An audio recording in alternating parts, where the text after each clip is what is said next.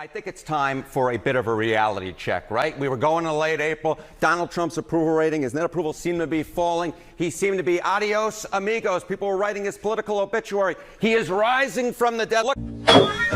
Look at this. Hello, Trump's net approval rating among voters. This is the Reuters-IPSOS polling. Look at this. In late April, he was 8 points underwater.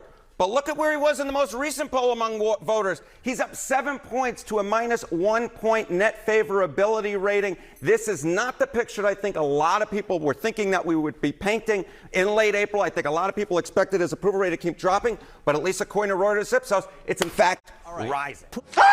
Put this then in a larger perspective, Harry. Yeah, okay. So, this is just one poll, right? But let's take a look across an aggregate of polls. What are we seeing here? And I want to compare both to where Donald Trump is now versus where he was in late April, as well as where he was at this point in term number one. What you see is at -6 points, he is a little bit worse off than he is in the Ipsos Reuters polling, but he is considerably better than he was in late April when he was 9 points underwater. And more than that, look at this. He's nearly 10 points better than he was back in May 16th of 2017 in his first term. What in the name?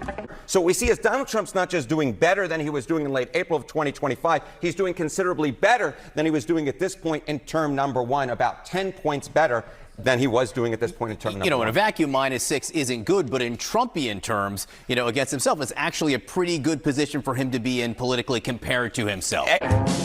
No! Exactly right. This is considerably higher than he has traditionally been. So the big question here is why, Harry? Why did it bottom out? Why might it be rising? Okay, why? Well, take a look at the chance of a recession.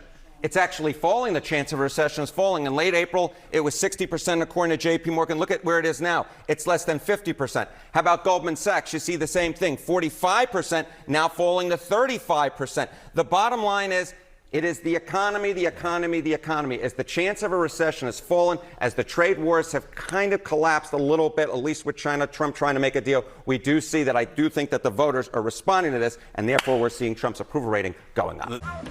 Do you even know what you just said? The tariffs were really hurting him, and he backed off, and it may be helping him politically. Oh! Yeah.